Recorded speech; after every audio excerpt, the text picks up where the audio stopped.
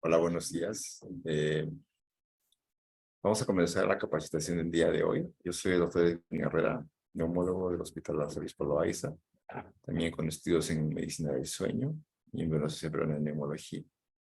El día de hoy me han pedido que hable acerca de la apnea del sueño, cómo hacer la detección temprana en atención primaria. Primero, vamos a hablar acerca de la importancia del sueño y cuáles son sus trastornos, ¿no? Y para eso mejor es más fácil utilizar el contexto de un caso clínico para los médicos y personas de salud. Es mucho más sencillo enfrentar un problema nuevo en base a un modelo, un caso clínico.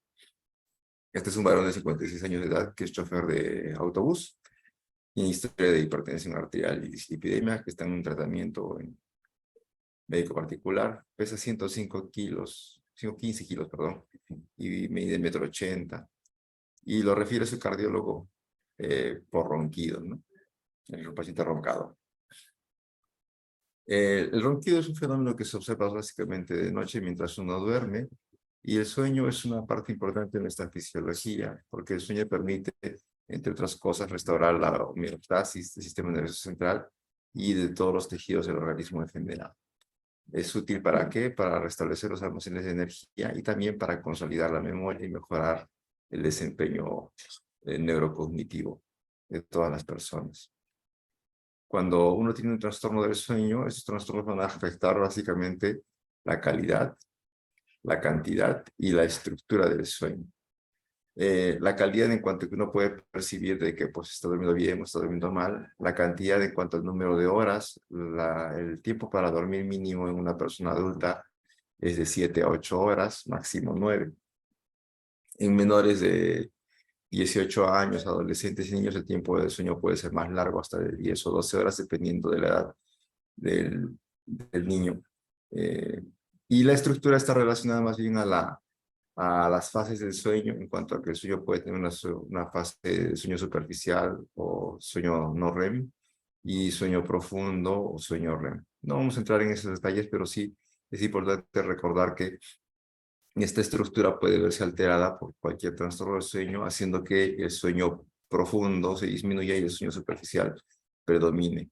Y así uno tiene más tendencia a tener una mala calidad de sueño por tener un sueño más bien superficial, y además tener esto que se llama fragmentación del sueño. La fragmentación del sueño es la presencia de microdespertar, es decir, el cerebro se despierta, pero el cuerpo no, de tal manera de que la actividad neurológica durante la noche no es normal y tiene una actividad como de despierto. Esto se denomina alertamientos, y esto va a producir una reducción del sueño de ondas lentas, que es un sueño profundo. Puede producir un sueño que se puede observar como inquieto y que no va a ser reparador. Es decir, la persona al despertar en la mañana va a sentir que no ha dormido lo suficiente, que tiene necesidad de dormir más. Además puede asociarse a cefalea matutina, es decir, cefalea o dolor de cabeza apenas se despierta. Alteraciones cognitivas, sobre todo de memoria inmediata. Estas personas que tienen la memoria alterada en cuanto a que se olvidan dónde dejaron las llaves, dónde dejaron un documento, que les dijeron ayer, olvidaron hacer una llamada telefónica. Y también tienen cambios en la personalidad, sobre todo irritación, ¿no? Son fácilmente estresables, tienen reacciones explosivas, tienden a la ansiedad o a tener una vida estresada. ¿Cuál es la importancia de la apnea del sueño? La apnea del sueño es un trastorno, es el trastorno respiratorio más frecuente que se observa dentro de los trastornos del sueño. Volviendo a nuestro caso, este señor tenía, como dijimos, ronquido, era muy severo. La esposa también reportaba que durante los ronquidos hacía pausas en la respiración y tenía despertares asfícticos, es decir, como que se despertaba ahogándose episódicamente durante la noche mientras dormía. También el paciente reporta que tiene sueño mala calidad, y tienes mucha somnolencia de día, se duerme en el tráfico y ha tenido 2 accidentes leves por somnolencia. No ha tenido un accidente grave o fatal, afortunadamente, pero sí, esto es un síntoma de alarma, porque quiere decir que la somnolencia que posee este caballero que conduce autos es bastante importante. Desde el punto de vista clínico, la apnea del sueño es un trastorno caracterizado por la presencia de eventos repetitivos de la obstrucción total o parcial de la vía aérea superior en la faringe. Normalmente aquí se observa la faringe permeable en una persona que no tiene apnea del sueño, en tanto que en las personas con apnea del sueño se observa que hay una disminución en la luz de la faringe, la lengua está muy pegada hacia la pared posterior de la faringe. Y esto va a producir lo que se denomina pues, la obstrucción de la vía aérea superior. Esta obstrucción va a provocar eh, ¿cómo sería? Alteración o disminución en el flujo de aire a través de la garganta, de tal manera de que una vez que se colapsó la faringe no va a poder ingresar aire ni por la nariz ni por la boca, de tal manera de que esta falta de ventilación o paso de aire hacia los alvéolos pulmonares va a provocar que no se produzca la oxigenación sanguínea y por lo tanto una alteración en el intercambio de gases con alteración en la saturación de forma intermitente. Entonces, una vez que se abre la garganta nuevamente, la garganta permite nuevamente el paso de aire y nuevamente va a haber adecuada oxigenación y recuperación en la saturación. Esta desaturación intermitente tiene efectos importantes en la salud cardiovascular de las personas que poseen este trastorno. Además, cuando la sangre sin oxígeno circula y llega hacia el cerebro va a detectar la hipoxemia y por lo tanto se va a activar. Eso es lo que va a provocar el microdespertar. Y este microdespertar es para básicamente monitorizar dónde se está produciendo la alteración en la oxigenación y lo que va a detectar el cerebro es que la garganta está cerrada. Entonces el paciente lo que hace luego de hacer la pausa en la respiración, hace un ronquido fuerte, que es el estímulo del cerebro para que la garganta se vuelva a abrir. De tal manera de que las personas que tienen apnea del sueño hacen esto, roncan, roncan, roncan, hacen un silencio, que es la pausa o apnea, por la obstrucción de la vía aérea superior, y luego hacen un ronquido fuerte, y luego siguen roncando, y ese ronquido fuerte es el microdespertar o activación del cerebro, que va a vigilar que no se produzcan apneas prolongadas. La apnea del sueño es un trastorno bastante prevalente a nivel global. Se estima que casi 1.000 millones de personas a nivel mundial la padecen y en algunos países la prevalencia puede ser tan alta como más del 50%, sobre todo en países con poblaciones longevas como en Europa occidental.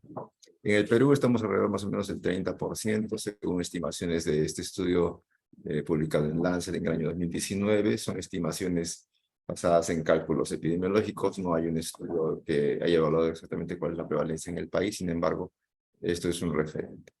Hay algunos estudios que han evaluado la presencia de síntomas cardinales de apnea del sueño en el Perú. Este estudio es del grupo de crónicas de la Universidad Peruana Cayetano Heredia y estos evaluaron varias alteraciones crónicas de la salud en una población grande del país, en Lima, en San Juan de Miraflores, en Tumbes, en Puno, en la zona urbana y rural.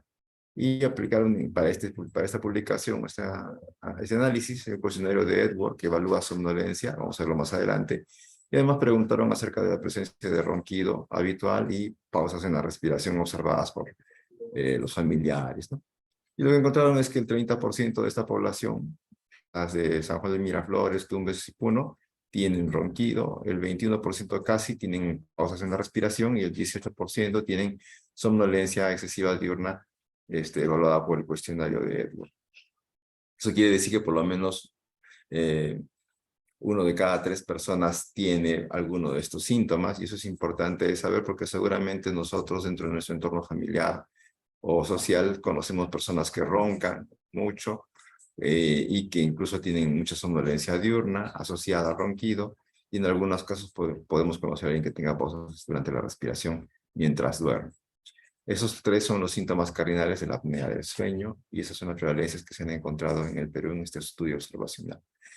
El estudio más famoso que ha evaluado la prevalencia de apnea del sueño con estudios del sueño es un estudio realizado en el año 93 en Estados Unidos en los veteranos de guerra de este país y encontraron que en hombres el 24% de los evaluados mayores de 40 años tienen polisomnografías con apnea del sueño y que el 4% además de tener apnea del sueño tiene somnolencia excesiva diurna. En tanto que en mujeres la prevalencia es un poco menor, 9% tiene apnea del sueño por estudio de sueño, por isomnografía, y 2% además tiene la somnolencia excesiva diurna asociada a la apnea del sueño en polisomnografía. Eso quiere decir que los hombres tienen más probabilidad de tener apnea del sueño que las mujeres.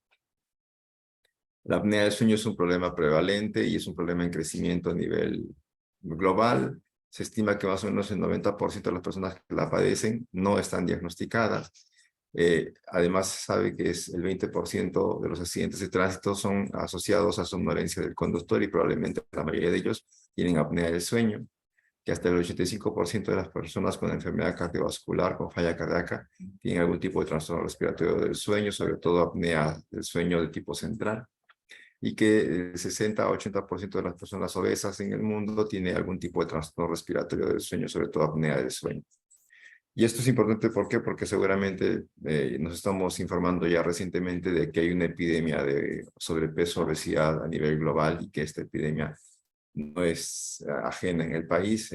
Cada año la prevalencia de sobrepeso, obesidad va creciendo en comparación a las encuestas nutricionales de años previos, y eso es importante porque en el futuro vamos a tener más pacientes obesos y por tanto más riesgo de enfermedad cardiovascular, más riesgo de apnea del sueño, etcétera, etcétera. Y esto al final es un círculo vicioso que va a provocar varios daños a la salud y carga adicional a nuestro sistema de atención de salud pública, tanto a nivel primario como en hospitales de referencia. Además, la apnea del sueño es una enfermedad que se asocia a múltiples comorbilidades. Hasta el 70% de los pacientes son obesos, como dijimos, y tiene una alta prevalencia asociada de enfermedades cardiometabólicas. Por ejemplo, la hipertensión arterial, la gota, el reflujo gastroesofágico, la diabetes, también hay alguna asociación con cáncer, la dislipidemia, también hay trastorno de ansiedad asociado, etc. Entonces es importante tener en cuenta que estos pacientes pueden tener también apnea del sueño. ¿Cómo se hace la evaluación clínica? Pues tenemos este paciente nuevamente, este señor reporta que tiene horarios de sueño variables porque tiene turnos irregulares, hay días que trabaja hasta muy tarde, otros días se levanta muy temprano para salir de madrugada. En general se acuesta a medianoche y se levanta a las 5 de la mañana. Esto es un problema porque duerme pocas horas, ¿no? Dijimos que debíamos dormir más o menos en un adulto mínimo 7 horas, el señor debe dormir 5 horas. Tiene una latencia de sueño, es decir, que el tiempo que demora en quedarse dormido desde que se recuesta en la cama hasta que ya duerme, más o menos desde 5 minutos o menos, pero se despierta en la noche 3 o 4 veces por noche, sobre todo para ir al baño o orinar. Sí se confirma que era roncador, que tiene apneas presenciadas, es decir, pausas en la respiración. Además tiene bruxismo, reportado por la esposa y por su odontólogo. Y ha tenido algunos episodios de parálisis del sueño. Refiere que su sueño no es reparador, que en las mañanas tiene ganas de seguir durmiendo, se demora mucho en levantarse de la cama, tiene fatiga en el día y somnolencia diurna. Toma por esto bebidas cafeinadas tipo Red Bull o Volt o gaseosas durante el día, hasta 5 tazas equivalentes. Y al fin de semana para descansar toma clonazepam. Entonces, cuando uno evalúa a un paciente, lo que tiene que hacer básicamente es evaluar estas variables, ¿no? Cuántas, como si su horario de sueño es regular, a qué hora se acuesta y a qué hora se levanta, y cuánto demora en quedarse dormido. Los despertares durante la noche, normalmente una persona no se despierta o se tiene un despertar es uno por noche y no más de 2 veces por semana. La presencia del ronquido, de las apneas presenciadas, otros síntomas como el bruxismo, la calidad del sueño en las mañanas valorada si es reparador o no reparador, y la presencia de somnolencia o fatiga diurna son por lo menos las características mínimas que uno debe evaluar en una persona que tiene algún trastorno del sueño. Es importante también si la persona toma inductores de sueño como el clonazepam o somníferos, y también bebidas o suplementos energizantes como la cafeína que estimulan la vigilia de día. Porque eso puede dar un indicio de tener un trastorno del sueño. En general, quienes tienen trastornos del sueño, sobre todo apnea del sueño, aquellas personas que tienen obesidad, consumen alcohol, fuman o usan hipnóticos, como el clonazepam. Y los factores no modificables que están relacionados al sexo, los hombres tienen más riesgo que las mujeres, ser mayor a 40 años también, y tener malformaciones craneofaciales como retrognatia, micrognatia, macroglosia, paladar ojival, que estos pacientes generalmente suelen ser manejados mejor con cirugía y lo suelen ver los cirujanos de cabeza y cuello, los otorrinos, pero también pueden aparecer en atención primaria buscando atención por ronquido o por somnolencia. Algunos pacientes pueden tener diabetes mellitus, hipotiroidismo, acromegalia y Cushing como factores de riesgo para desarrollar esta enfermedad. Hay muchos síntomas, dijimos que habían 3 cardinales, pero pueden haber más, ¿no? Latencia disminuida del sueño, apneas observadas, los ahogos, la nicturia, el insomnio de mala calidad, el sueño, la diaforesis o hiperhidrosis nocturna, el reflujo gastroesofágico nocturno, los despertares lentos, el cansancio diurno, la cefalea matutina, la irritabilidad emocional, la ansiedad, depresión, alteraciones en la memoria, baja concentración, disminución de la libido, etcétera. Pero a veces los pacientes no suelen tomarle mucha importancia a todos estos síntomas, pero siempre suelen tener esto: ronquido intenso reportado por el familiar, pausas de la respiración atestiguadas o observadas por el familiar, y la somnolencia excesiva diurna, que se puede evaluar de forma subjetiva con la pregunta directa: señor, ¿usted tiene sueño de día? Muchos pacientes, sobre todo por temas de trabajo, suelen negarlo, y el familiar o los amigos suelen confirmar que sí tiene somnolencia. Y la otra forma es hacer uso de cuestionarios para evaluar la somnolencia excesiva diurna. ¿Qué es la somnolencia excesiva diurna? No es cualquier somnolencia, no es como la somnolencia que uno tiene después de haberse parado bajo el sol. No, la somnolencia excesiva diurna es una tendencia involuntaria que hace dormido en situaciones no apropiadas, usualmente en situaciones de bajo estímulo. Eh, ¿Cómo cuáles? Como estar en una sala de espera, estar como pasajero de un auto, ver televisión, ¿no? Y esta somnolencia no es específica de la apnea del sueño, está asociada a muchos trastornos del sueño. Por ejemplo, la privación crónica de sueño. Muchos de nosotros hemos hecho guardias cuando éramos internos, hemos tenido turnos rotatorios y hemos tenido pocas horas de sueño durante el internado o las prácticas en el hospital, y hemos dormido poco por estudiar, por trabajar y por hacer las prácticas, y entonces al día siguiente teníamos somnolencia diurna excesiva, ¿no? En situaciones no apropiadas. Pero la principal causa de somnolencia excesiva diurna es la apnea del sueño en población general, ¿no? Entonces es importante detectarla, y para eso hay algunas herramientas, vamos a ver más adelante. También una cosa importante que hay que hacer es evaluar la vía aérea superior. Como dijimos, usualmente en los pacientes con apnea del sueño suelen tener disminución en el volumen de la faringe, y esto generalmente está asociado en adultos a obesidad, que va a provocar una disminución en la apertura bucal, que se puede evaluar con la escala de Mallampati, ¿no? Donde 1 es donde se puede ver toda el paladar y la úvula; 2 es cuando la úvula ya está en contacto con la lengua; 3 cuando ya no se ve más de la mitad de la úvula; y 4 cuando ya no se ve la úvula simplemente. Entonces, básicamente es decirle al señor paciente que abra la boca y que saque la lengua. Y si uno ve en niños lo que hay que ver es la hipertrofia de amígdalas. También en adolescentes se puede observar, y ahí lo que se pide es que abra la boca, y con un baja lengua puede uno ver la presencia de las amígdalas. Y las amígdalas están dentro de los pilares anterior y posterior del paladar. Es grado 1, si sobresalen un poco; grado 2, grado 3 si están cerca a la úvula; y grado 4 si están en contacto una con otra prácticamente. Es un grado 4 de hipertrofia amigdalina. Es bastante sencillo, no requiere ninguna prueba especial, solamente pedir al paciente que abra la boca. Y otra cosa que hay que hacer es evaluar la morfología del rostro para detectar la retrognatia, alteraciones en el tabique nasal o en el paladar, que pueden ser detectados fácilmente durante la evaluación médica. Sin embargo, el uso de los criterios clínicos, tanto la historia clínica como la evaluación médica del examen físico, tiene una sensibilidad más bien baja, del 64%, por lo que siempre va a ser necesario utilizar algún tipo de herramienta adicional para confirmar la sospecha diagnóstica o para confirmar el diagnóstico.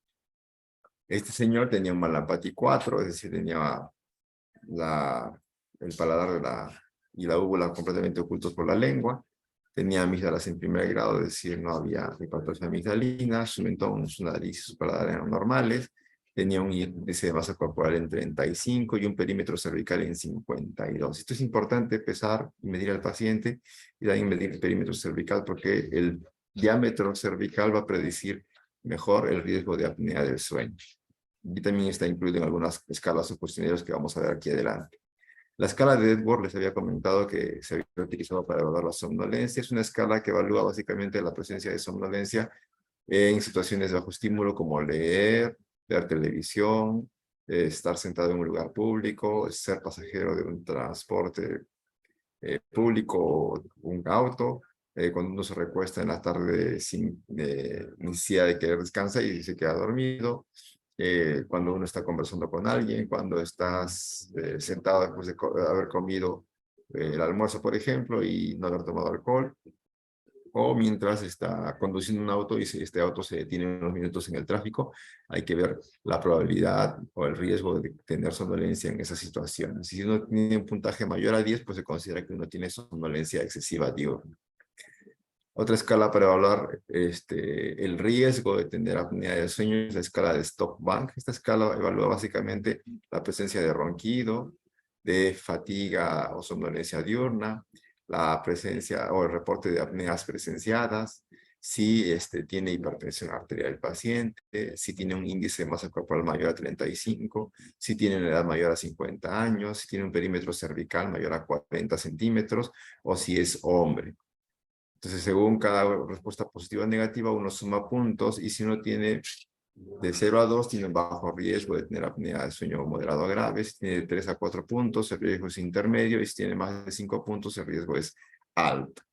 Esta escala es bastante útil, bastante simple, no requiere más que saber el peso de la edad y la talla del paciente y medir el perímetro cervical, a comparación de otras escalas que suelen ser más complejas de aplicar y tiene una sensibilidad bastante alta del 93% como para predecir la probabilidad de tener apnea del sueño. Por lo tanto, es una escala muy útil para evaluar o predecir el riesgo de la enfermedad. En nuestro paciente, este señor tenía mucha somnolencia cuando se leía, viendo televisión, en un lugar público o como pasajero. Aquí nada más suma 3 por 4, 12. Aquí tiene otros 3 puntos. Cuando está descansando después de comer, son 16. Más 2 de aquí, que es cuando se recuesta por las tardes, 18, ¿no?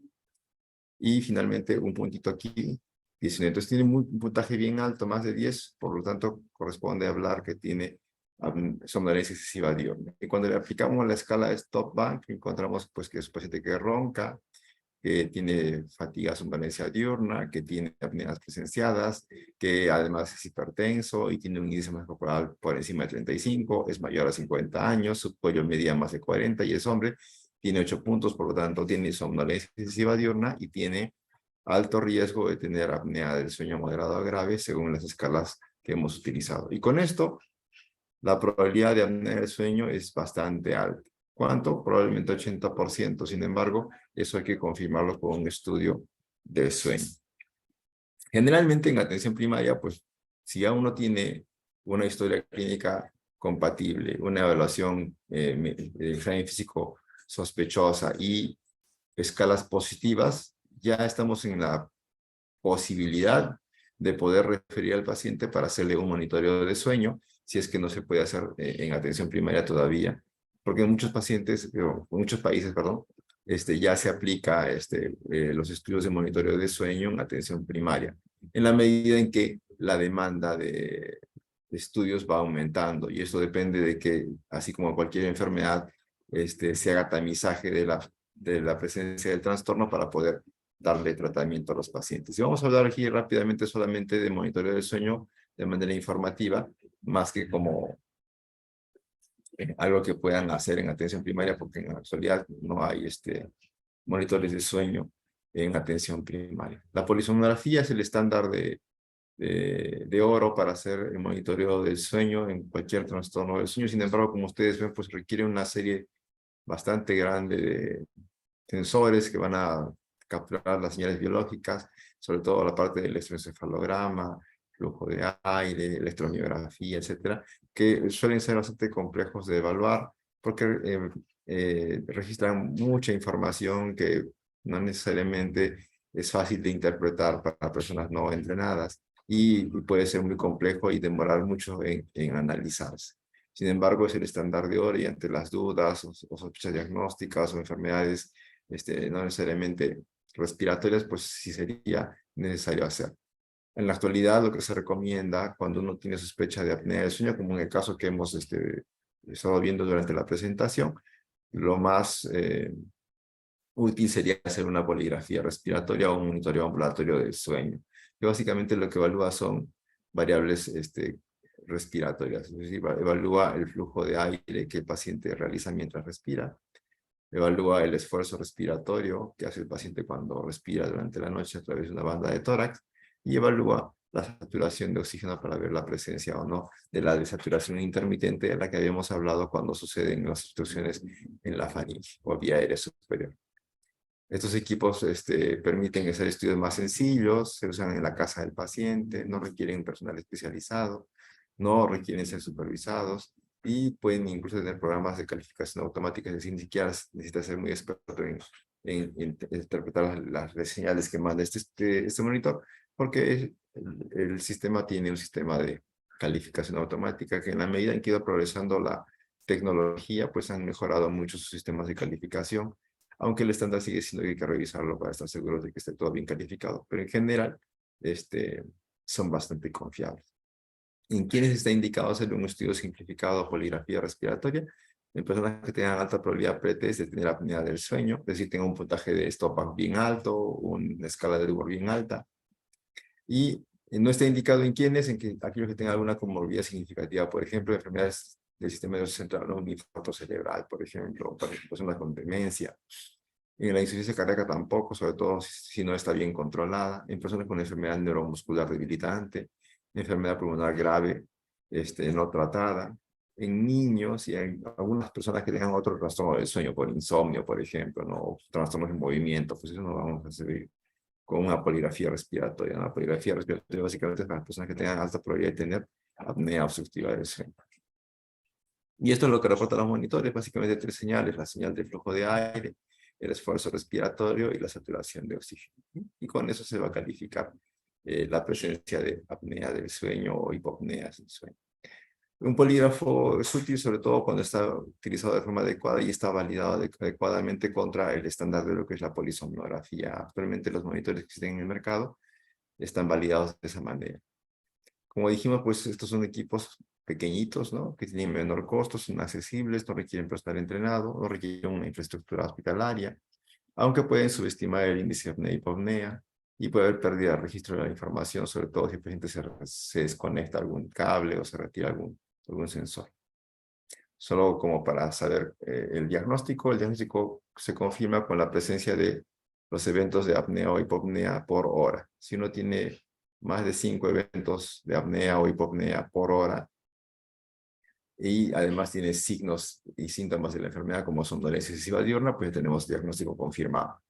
Si el paciente tiene más de 15 episodios de apnea o hipopnea por hora, pero no tiene síntomas, también confirma el diagnóstico de la enfermedad. En general, como la mayoría de pacientes que vamos a evaluar tienen síntomas, pues basta con este primer criterio para poder confirmar el diagnóstico. Normalmente una persona sana sin apnea del sueño puede tener hasta 4 pausas en la respiración por hora, en tanto que los que tienen apnea del sueño tienen 5 o más pausas en la respiración por hora.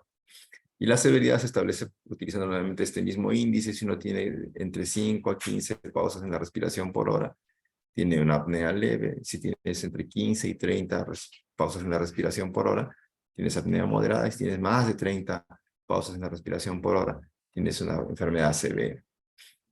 ¿Qué fue nuestro paciente? Pues aquí no vamos a explicarle muy bien todo el detalle de lo que vemos aquí, pero si ustedes se dan cuenta, aquí hay como disminución en el esfuerzo, o el volumen, mejor dicho, de la onda de flujo de aire, ¿no? En forma intermitente, son marcadas de forma automática por el equipo, ¿no? Y estas alteraciones se asocian además a caídas en la saturación de oxígeno, ¿no? Como sube y baja de forma intermitente durante la noche. Esto fue más o menos a la 1:30 de la noche, y luego a esto a las 2, casi 3 de la madrugada, y nuevamente caídas prácticamente completas del flujo de aire, caídas bien profundas de la saturación de oxígeno y aumento en el esfuerzo para respirar de forma intermitente, de forma periódica durante toda la noche. Esto es casi a las 7 de la mañana.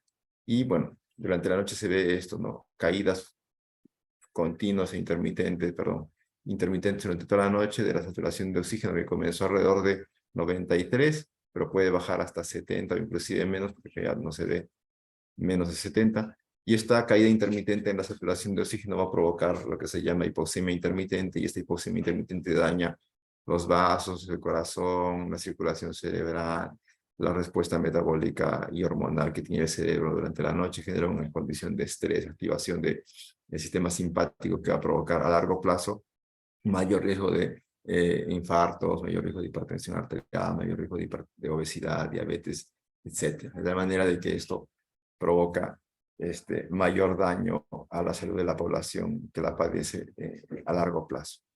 En nuestro paciente, el gorrito de chofer de bus tenía un índice de apnea-hipopnea de 53, es decir, más de 30, por lo tanto se califica como una enfermedad severa.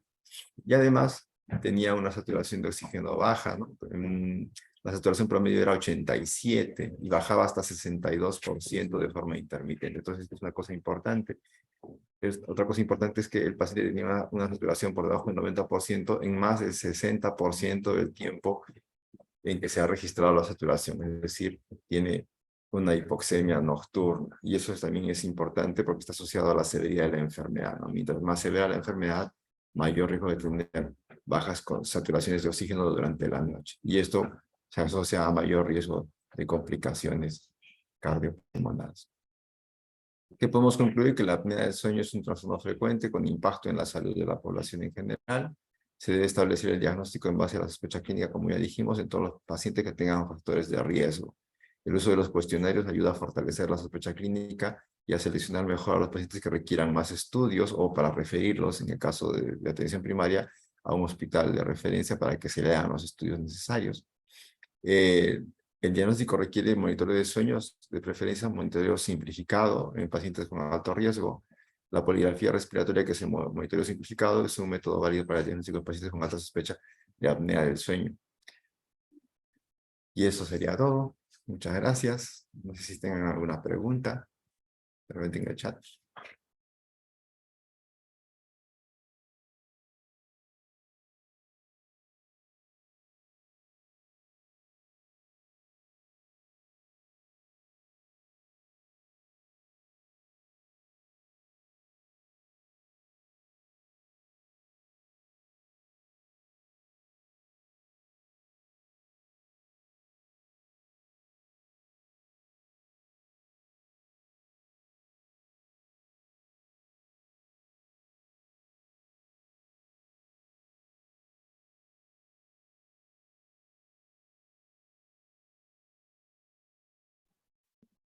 Hay una pregunta que dice, ¿es normal el babeo cuando está dormido? Depende de la edad, algunas personas tienden a hacerlo, no es un trastorno del sueño. Es más frecuente en niños, adolescentes, aunque también se ha visto en adultos, sobre todo con sobrepeso.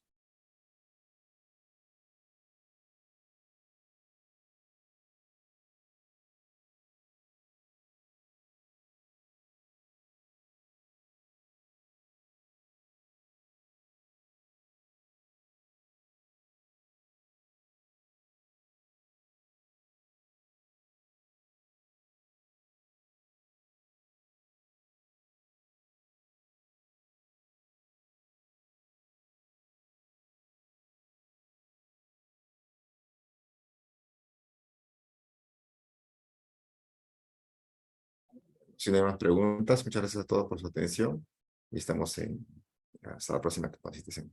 Que estén bien.